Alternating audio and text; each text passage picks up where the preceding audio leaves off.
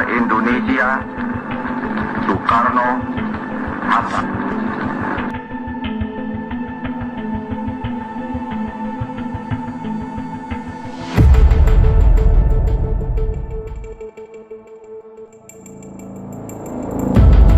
Berita proklamasi yang telah dikumandangkan di Jakarta akhirnya terdengar juga sampai di kota Semarang.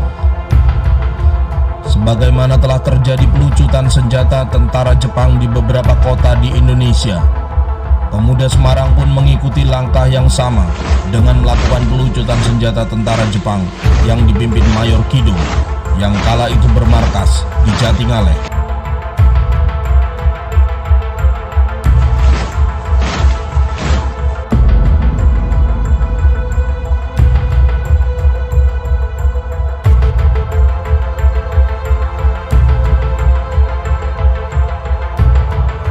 Oktober 1945, suasana semakin mencekam dan tentara Jepang pun merasa semakin terdesak.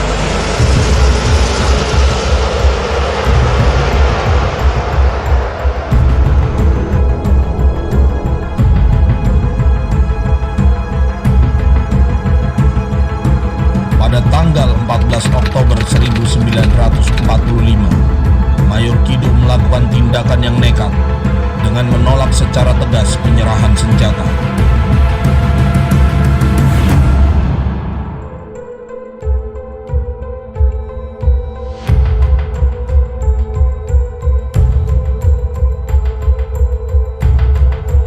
Tindakan yang dilakukan Mayor Kido ini ternyata menyulut amarah pemuda Semarang.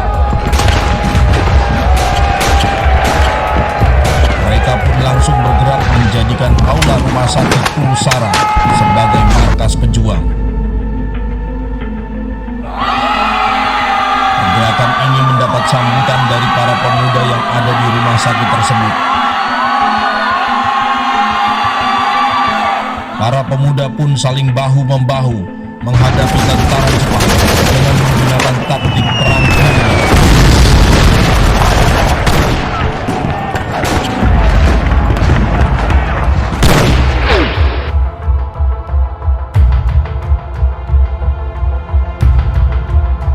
Pada tanggal 14 Oktober 1945, tepatnya jam 6.30 waktu Indonesia bagian Barat, para pemuda rumah sakit mendapat instruksi untuk mencegat semua kendaraan tentara Jepang yang melewati area rumah sakit.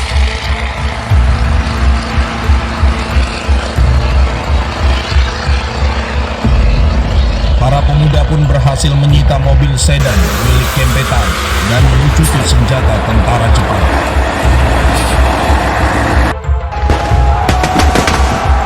Sore harinya, tanpa mengenal lelah, para pemuda aktif mencari tentara Jepang dan menjebloskan mereka ke penjara penuh.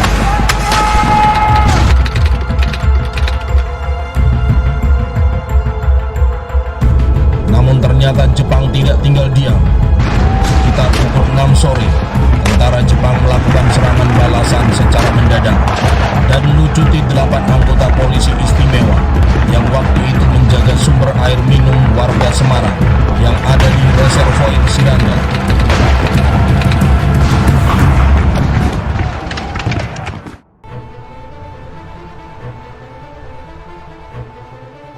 Tentara Jepang menangkap ke-8 anggota polisi istimewa tersebut dan melakukan penyiksaan dengan membawanya ke markas Kido Butai di Jatingaleh.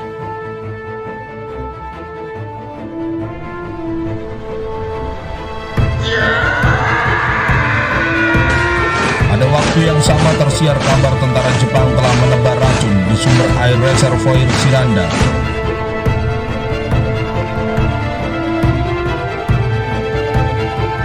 Selepas maghrib, Dr. Karyadi mendapat telepon dari pimpinan Rumah Sakit Pulsara yang memerintahkan agar beliau memeriksa reservoir Siranda yang disinyalir diracuni oleh tentara Jepang.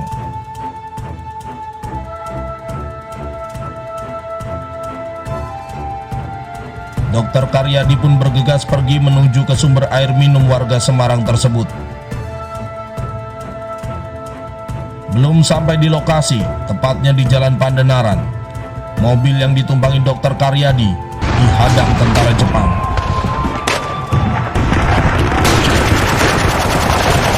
Di tempat tersebut, Dr. Karyadi ditembak secara membabi buta.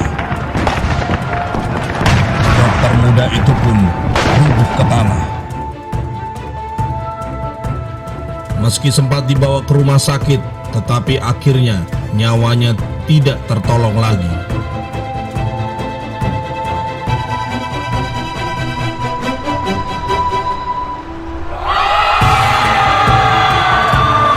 Kematian Dr. Karyadi inilah yang menjadi penyulut amarah pemuda Semarang. Tanggal 15 Oktober 1945, sekitar pukul 3 dini hari, Mayor Kido memerintahkan 1.000 tentara Jepang untuk melakukan penyerangan ke pusat kota Semarang.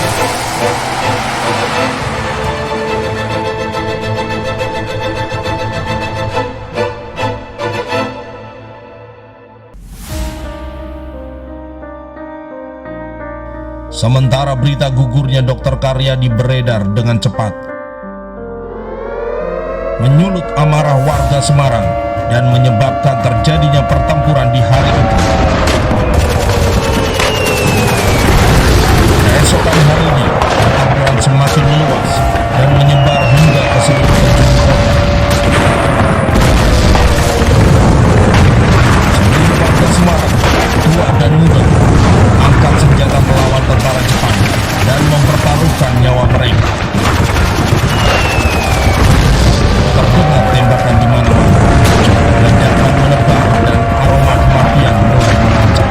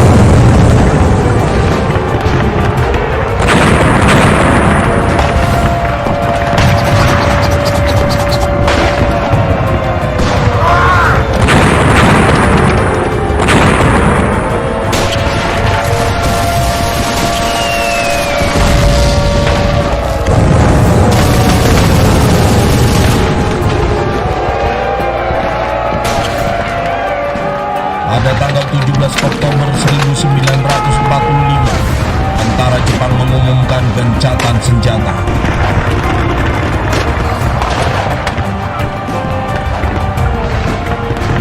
Namun diam-diam, mereka justru melakukan serangan ke berbagai kampung.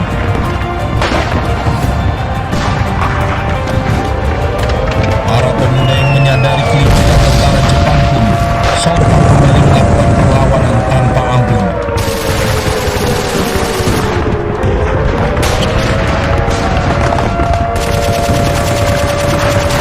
Dahsyatnya semangat yang mereka bawa untuk mempertahankan kemerdekaan membuat tentara Jepang kalang kabut.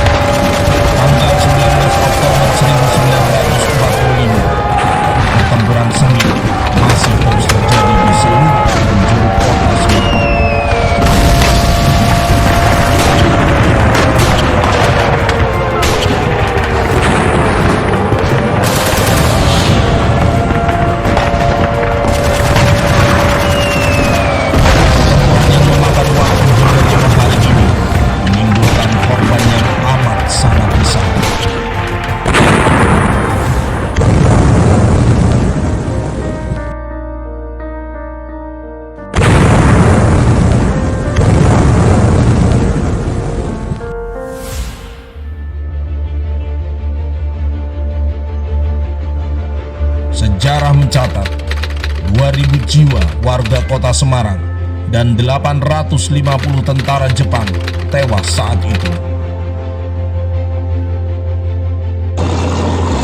Jasad-jasad para pahlawan Semarang berserakan tertembus mortir tentara Jepang.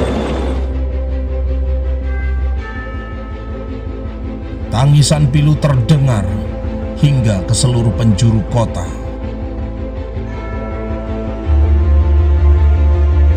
Burung-burung pelan mengepakkan sayapnya, dan pantai Semarang mengering seketika. Lawang Sewu menjadi saksi bisu tragedi kematian anak manusia.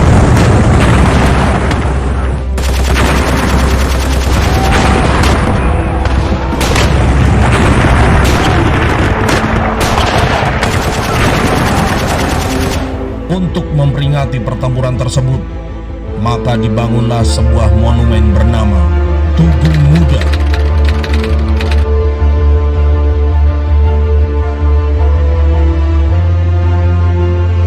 Monumen ini dibangun pada tanggal 10 November 1950 dan diresmikan oleh Presiden Republik Indonesia Insinyur Soekarno pada tanggal 20 Mei 1953.